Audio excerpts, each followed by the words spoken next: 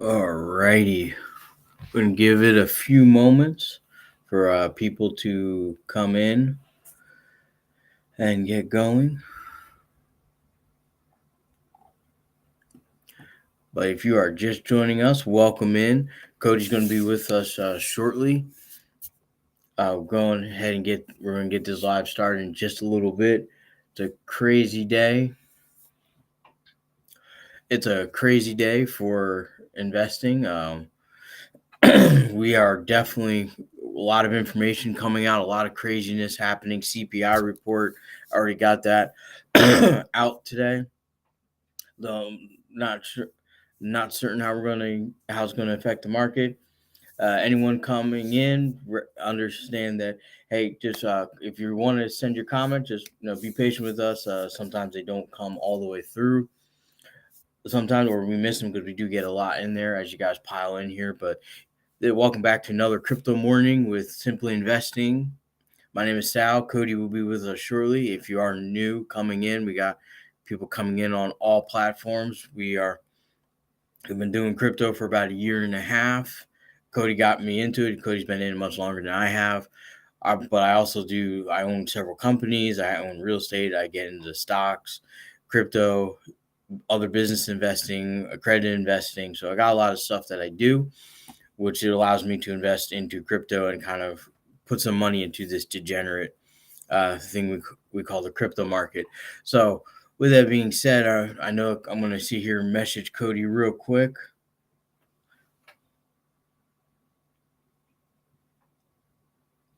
And hopefully I already sent him the invite. If you do wish to get online and share your thoughts, though, the link is going to be on the chat in YouTube, Twitch, and Facebook. So you can definitely join in that way if you have any thoughts that you'd like to share or anything like that. Definitely gonna put that in there for you guys if you want to join live, and if you have thoughts about anything, XRP, investing, Ripple, Bitcoin, anything. Doesn't have to be crypto related either. You could talk about real estate business or the economy in general if you'd like. As we get going here, we're gonna talk about I'm gonna send that invite again. Hmm. Send that invite to you, Cody. So if you are listening, you can definitely hop on here. We're going to quickly go over the markets. Everything's kind of trading sideways a little bit. Shout out to FinDog. Thanks for joining in. What's up? Hope you're having a good morning. Definitely, Bitcoin. We seem to be about flat so far. What is up? What is up? Oh, what's up, Cody? Bitcoin is a flat about a 1.1% up. ETH is flat at in the 1700 range. We do have XRP down 4%, almost 4.5%, back down to 50 cents. I know we were going up to 56 cents and then went down. So maybe we'll probably have another bounce back with the Hinman files now that they've been released, and XRP is pretty much labeled as not a security. We also have Litecoin down almost 14% for the week, but down 0.32%. We got DOT up 1.5%.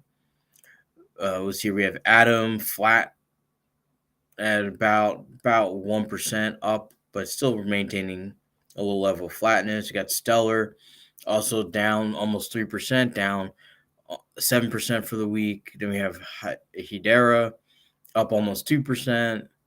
Quant up almost 2%, back up to 100, although it's down 12.5% on the week. And of course, all your favorite meme coins, they are still down. So, but with that said, we got quite a lot to talk about. We got the Hinman files, how that's going to affect Ripple and everything. We have the CPI report for June that is out. And then, of course, we have the Fed raising interest rates at the end of today, too, or discussing what they're going to do. How do you think the Hinman files are going to affect XRP? Well, it pretty much they pretty much one, it certified ETH as not a security, and DOT not a security. XRP, not a security. As long as it's sufficiently decentralized, not a security. Dot was mentioned in there. Not mentioned, but it pretty much, in a roundabout way, pretty much stated like how DOT works is not a security. Yeah, exactly. And we had Dot's legal team in court talking about how Dot wasn't a security. I'm actually going to load up on a lot of Polkadot because it's not on everybody's radar, but at the Mm-hmm. same time, it's a decentralized project. Like, yeah, like every project, it has some issues. Like, it definitely has some issues. But Polkadot is safe from the SEC. It's a good investment. Not only that, it's good for staking. But it's not even Exactly. meant for just investment purposes. You can actually use Polkadot to, have a vote in how the network changes. It's not meant for just buying and holding as well. You can actually use it for voting and stuff. Absolutely. And shout out to Bread True. Thanks for the follow and the like. Really appreciate your support. Thank you guys also for all of you guys joining in today. Definitely got a lot of stuff talking about. But Cody's right. Dot Okay. legal team was on point. He's wearing his polka dot shirt. Yes, Although sir. Cody, Polkadot. Y'all see it. I Cody, ordered it online. you're a little sideways. I don't know if it's the angle of your camera. It's because it's my phone, but yeah, Oh, look, okay. I got my Polkadot shirt. Oh, okay. So we're gonna keep trucking along here. As you can see here, we're having a nice dip down in the markets here. So good chance the dollar cost to average in. Quant's still kind of holding steady. We're gonna go take a look at KuCoin here. As I'm gonna pull it up here, we have Quant here in the last few hours of trading here. Kind of really looking at it here, you're just kind of going back up again. So we seem to get these nice little dips down to where we get close to or get into. As you see, yesterday we were down in the high 90s, but then buying pressure just pushed it back up. And if you look, there was a decent amount of sell pressure, but there was enough smaller orders to knock it out. But then you see some decent sized ones in there. For So what? for our quant, Gotcha. Yeah. But oh, by the way, speaking of that, I'm playing Call of Duty right now, and I sent you that text message. There was a guy in my lobby. His name was Blockchain. It seems like every day somebody knows what Quant Network is on Call of Duty, and his name was Blockchain, and he was all like, "Yo, how much Quant do you have?" I said, "I'm at like almost 40," and he's like, "Dang, I'm pushing 100, bro." And I talked to a lot of people on Call of Duty who know what Quant is and crypto is.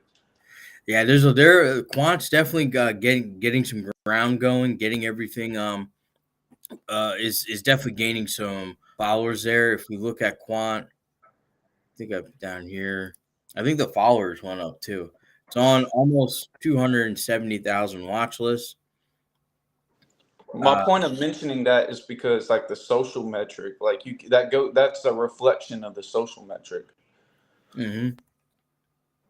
And if you really look, it's been holding the ground steady, and its volume has not really diminished or gone up. Although it's down 28%, almost 20% in the last 24 hours, but it tends to hold that about 15 million up to maybe about 20 million area pretty consistently.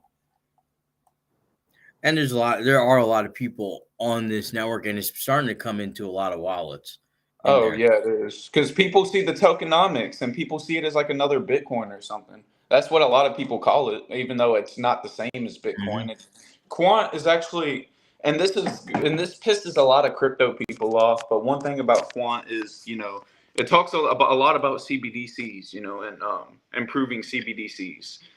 Quant Network, they made a tweet saying that the central bank doesn't care how much money you spend on sandwiches, meaning that they don't care what you buy. They just want to help fraud and all that. I mean, which in essence sounds good on paper, but Mhm.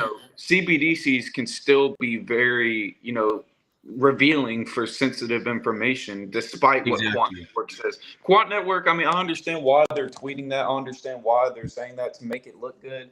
But at the same time, nobody Mhm. really wants a CBDC. Like, but it's gonna Exactly. happen. It's inevitable. But does anybody really want it? No.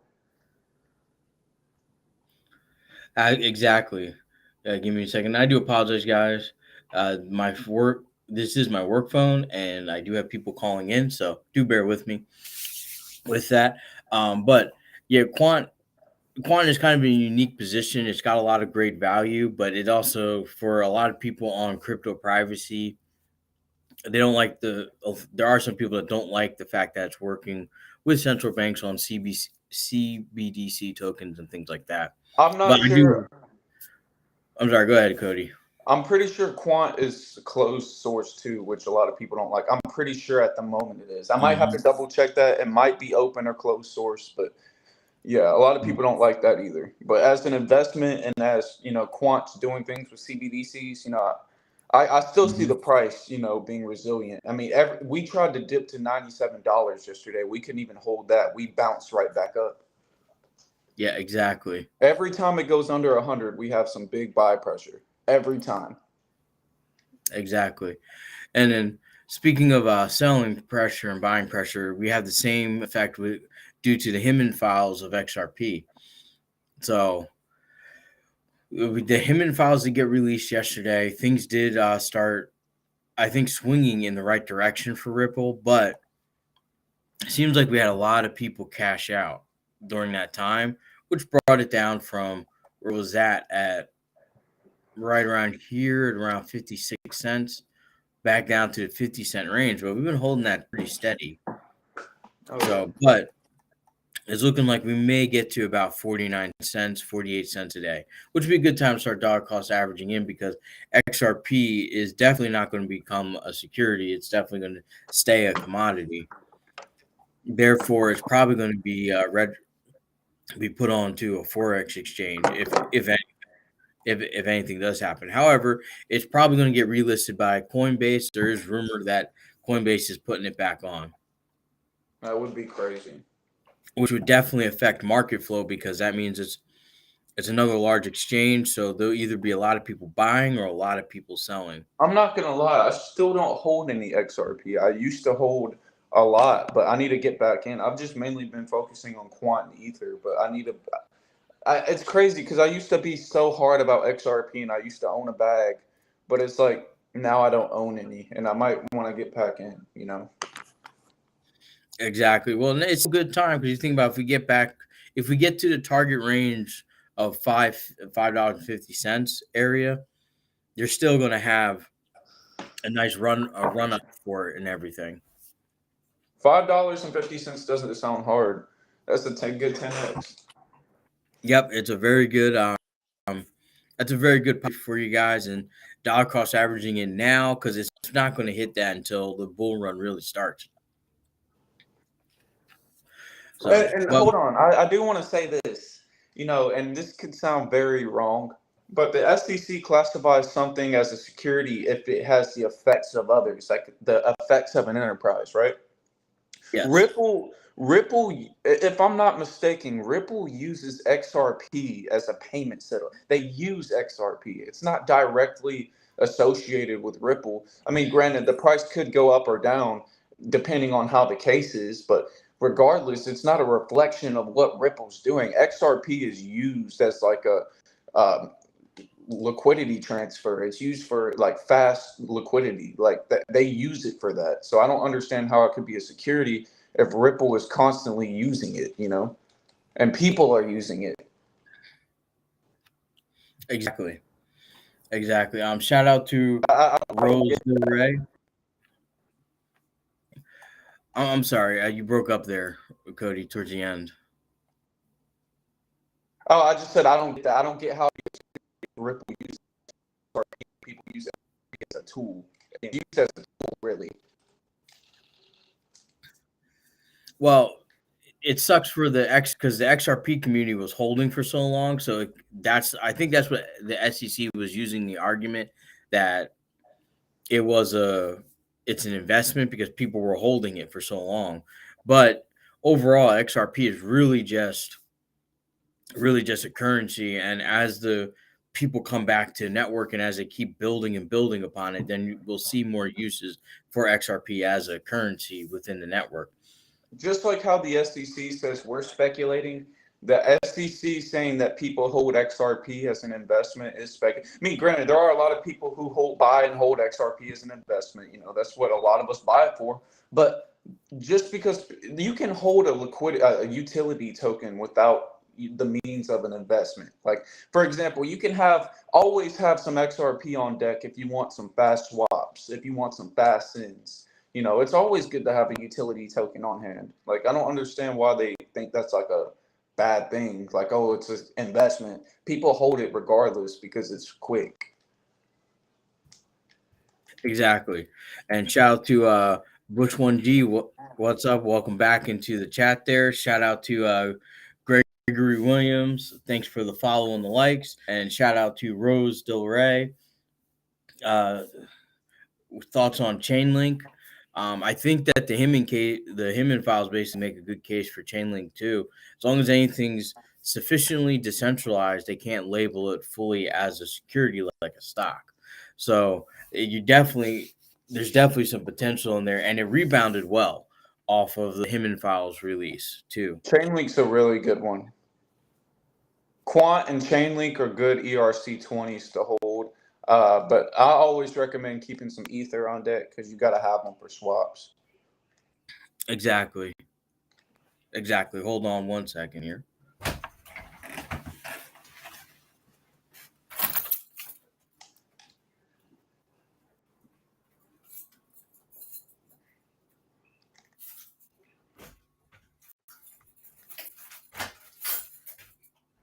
I'm on my what's up?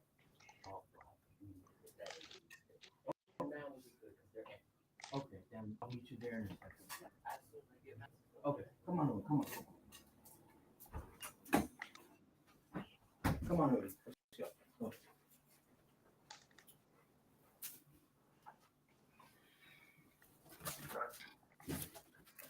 All right, guys. Sorry about that.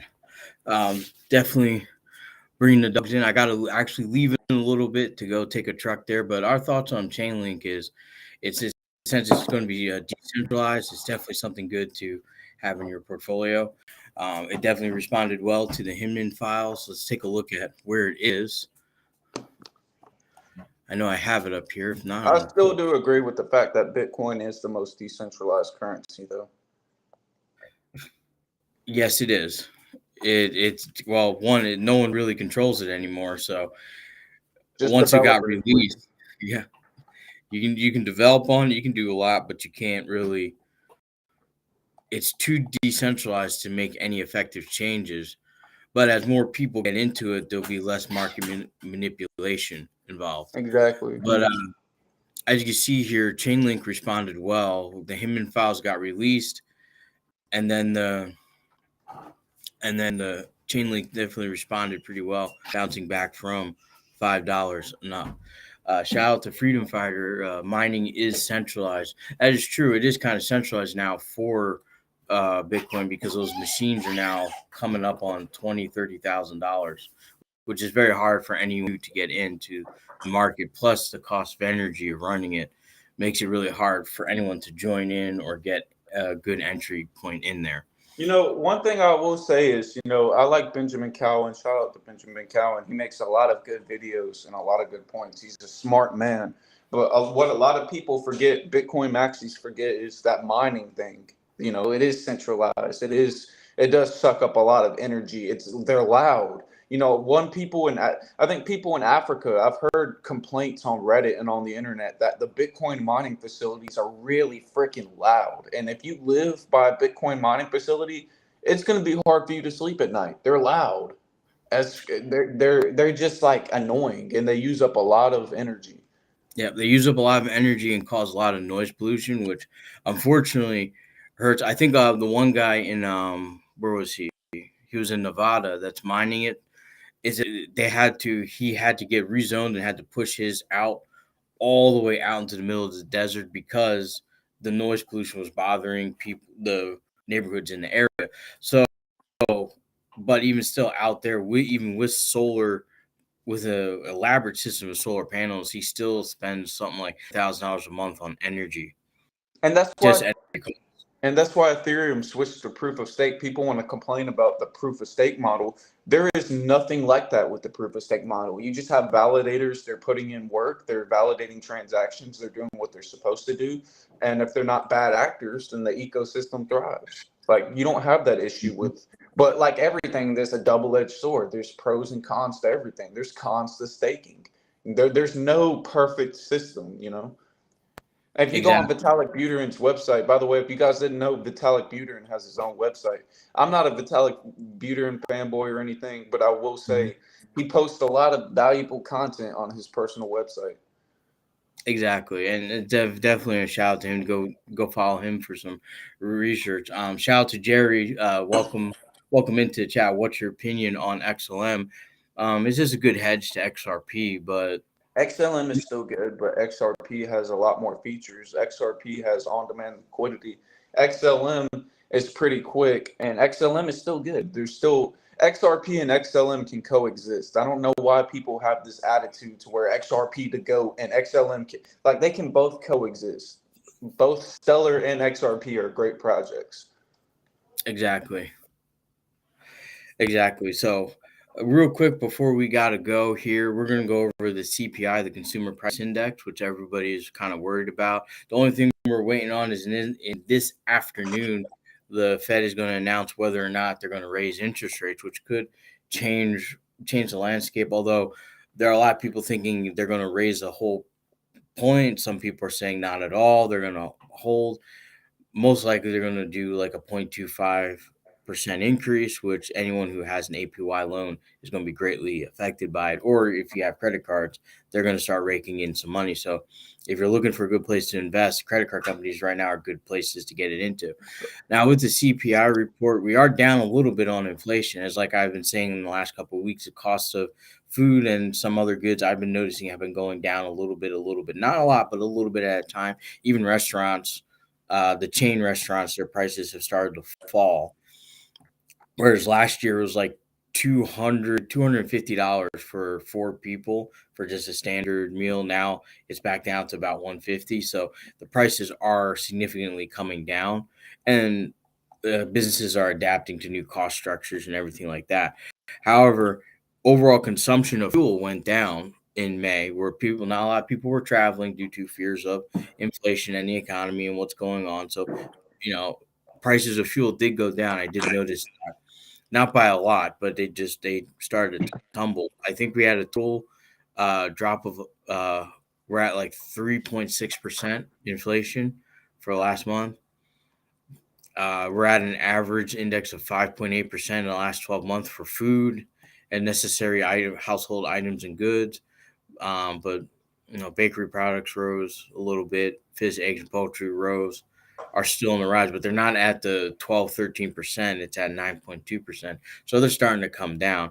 As of course, companies, a lot of that had to do with demand and supply index. But what is the most thing important is the energy index fell 3.6% in May after rising zero point 0.6 in April, which means like the gasoline decreased by 5.6%, as well as diesel and other energy related sources fell relative 1.4%.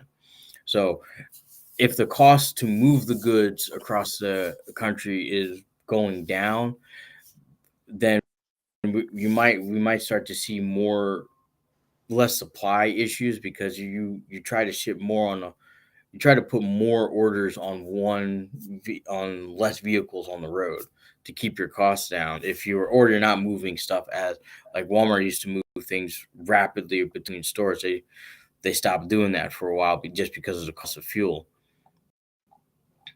But overall, it's looking like we're on a downward trajectory. I think someone on Twitter posted all the last year of the CPI indexes, and we were going from like high nines down to we're in the fours and threes area, which the target annual uh, inflation they want is 2%. Is That's their target, and but of course they're going to do anything to raise the interest rates to help break the economy, which of course will mean zombie companies will then fall off because as they can't get any financing or anything like that going. So, and that's kind of it. How that's going to affect is you're probably going to see better earning reports on retail companies. You might see consumers start shopping a little bit more, but traveling overall seems to be going down. So people are traveling less, doing less. They're trying to do looks like what like free things or local things with family events. No one's really traveling to destinations anymore. They're just kind of staying local. So 4th of July, they're probably not going to see a lot of people out on the road. Same thing with Labor Day, as people start to curb their wallets to with anticipation of the economy, especially since every week you're seeing tech companies lay off like 5,000 here, 10,000 here, 15,000 here, announcing cuts. But those are tech companies. They kind of operate a little differently. But with that said, I know this was a kind of a short stream. We might come back on after the interest rates get announced. Because as far as crypto, there is a lot going on, but it's just really people losing money in the meme coins and the pump and dumps. There are still quite a few videos we want to get out about some of the ones that people have picked, but we do appreciate you guys for coming in and really giving us support. Um, I know this one's usually we're a lot longer, but this one's going to be a little short. But we did cover some of the basic points of what we were trying to get to today. So with that said, I think you guys, just take the information as a grain of salt. People are panicking over nothing. What I think is because like housing sales are still steady. The the upper class of the economy is still buying and spending and doing like nothing ever happened. So, but it's also the economy is just basically a big market sentiment of hundreds of millions of people involved in it. So we'll have to see how it responds. Right now, markets looking like they're opening down, so it's a good time to dollar cost average into your favorite projects, favorite stocks. But always make sure you do your research and you don't invest more than what you can lose, what you're afraid to lose. So don't put any more money in it than what you're comfortable with. But do like and subscribe. And anyone who's curious, do go into the YouTube description. We have our detailing company, our moving company. Definitely go there, give us some support, subscribe there. It's free. We definitely appreciate it. Shout out to Big Haas. Thanks for joining in. How do you feel about rank finance? I think we did a stream about that a few days ago. We're still kind of iffy on it, on what it's doing, where it's going, but you can definitely go take a look. We did a stream I think about 10 days ago on it, and you can go back on Rumble or YouTube and rewatch do the replays there, and definitely check us out there because we're about ready to head off. Cody, do you have any final thoughts before we end this stream and get going? No, sir. Basically, just don't let fear control you, but don't be in delusion either. Just be middle ground. Just have a steady mind and just keep researching. Never stop learning, and keep being a sponge and dollar cost average into your favorite stuff without emotion controlling. No, there you go. Yeah. Don't let the fear get to you on these drops. So we're going for the long haul, not the short term. But thank you guys. We'll probably be back later on at the end of the day. Um, Talk about more fun stuff as the markets tend to fully react to all this news and everything going on. But if you can give us a like, subscribe, follow us, we're on all platforms, all areas. We go live almost every day, pretty much. And if you give our moving company and the detailing company a follow and a subscribe, we'd really appreciate it, and really appreciate your support. And thank you for all those that have donated. We definitely appreciate that as well. Thank you so much, and we're going to see you guys probably later today, if not tomorrow. But we'll talk to you guys later. Do apologize for getting cut short because it is a busy day. We got stuff to do. So talk to you guys later.